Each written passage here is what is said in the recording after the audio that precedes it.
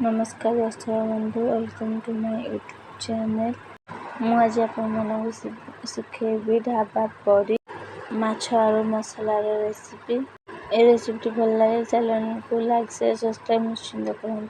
Channel start करवा। आज देख पार्थी माछ को भल भाव धुई से किसी हल्दी गुंड देती अल्प लुण देखिए भल भाव हाथ में एमती सेम प्रोसेस कर हाथ भल भाव मिसई ने देखिए मुझे गोटा कहनी ठीक से भल भाव मिसई ने गोटे कड़े किसी सोरष तेल देवा। तेल टिके गरम हो आसला आम किसी गोटा सोरष ऐड करवा। गोटा सोरष देवा द्वारा माछर टेस्ट भल आसे। आम माछ भाजी नवा आपण कड़े जी धरब से ही देवे बेसी देवे। माछर गोटे पट साइड हाँ छाड़देवे। आम गोटे पट साइड हो गला। आम माछ को उल्टे आर पट साइड हाँ छाड़द ये देखिए भल आर पट साइड भी माछ हो गला। आपको गोटे प्लेट को आड़ नवा माछ सब गोटे प्लेट को आड़ रखीदे। चलते आम मसला प्रस्तुत कर।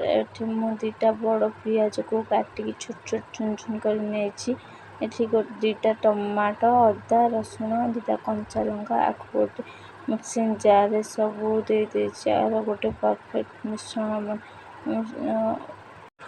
करवा द्वारा आर गोटे परफेक्ट स्मेल आ परफेक्ट ग्रेवी आसे। प्रोसेस से कड़े तेल गरम किसी सोरष तेल देवा। किसी चीनी दबा। चीनी आम ए कलर पे ऐड करवा। देखिए तेल गरम हो आसला चीनी भी उतर आसला। एवं किसी गोटा मसला ऐड करवा। गोटा मसला ऐड कर सारापर आम काटिक रखि पियाज को 2 मिनिट भाजी एमती आम को परफेक्ट पियाज परफेक्ट कलर आसवा जाए रेड कलर हम आम एमती एपट सेपट करके भाजी नवा। सेम प्रोसेस कर तक भल लगे। एबे आमर पियाज आसलानी आम काटिक रखि किसी टमाटो को देखिए भल भाव भाजी नवा। टमाटो दबा द्वारा तरकारी टेस्ट भल आसे भल भी लगे। देखिए हो गला। आम बाटिक रखि अदा रसुण टमाटर पेस्ट को देखिए आपको भल भाव मिक्स करना। अदा रसुण पेस्ट देवा द्वारा गोटे बढ़िया स्मेल गोटे टेक्सचर आसे। तरकारीटा पानी चिया भी लगे।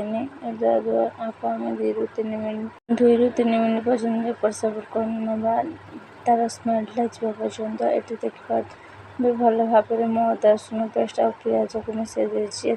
किसी मसला मसला मैंने जीरा गुंड लंका गुंड धनिया गुंड गरम मसला और चिकेन मसला आम आपको देदेवा। मसला देखिए आम आपको भल भाव मसला सहित मिक्स करना।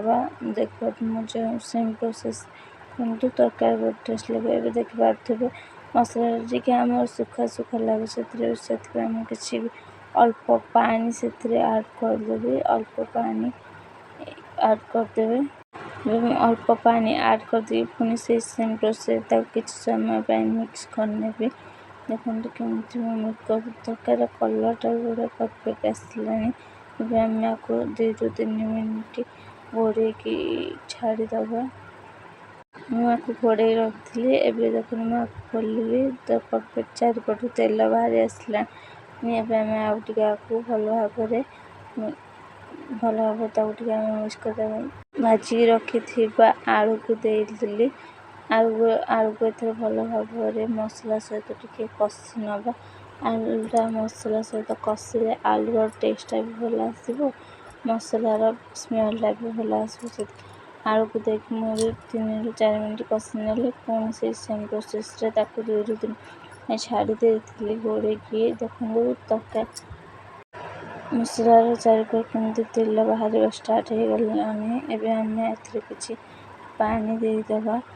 पानी आपण हिसाब से आपण पानी ने पानी क्वांटिटी अल्प ने कारण पानी बेसी देव द्वारा तरकारीटा पांचिया लगी था। से पानी अल्प ऐड करेंगे। अल्प ऐड कर एपट सेपट करदे। एपट सेपट करके मिक्स करदे। मिक्स करके ଟିକେ ସମୟ ଆପଣ ଆଳୁକୁ ଦେଖିବେ ହେଲାଣି, ଆଳୁ ସିଝିଗଲାଣି କି ନାହିଁ ଆମର ଦେଖିପାରୁଥିବେ। ଆଳୁ ବି ଆମର ହେଇ ଆସିଲାଣି। ଏବେ ଆମେ ଏଥିରେ କିଛି ପାଣି ଦେଇଦେବା, ଅଳ୍ପ ପାଣି ଆଡ଼୍ କରିବେ। ଅଳ୍ପ ପାଣି ଦେଇକି ଆକୁ ଆମେ ଏବେ ଘୋଡ଼େଇକି ରଖିଦେବା।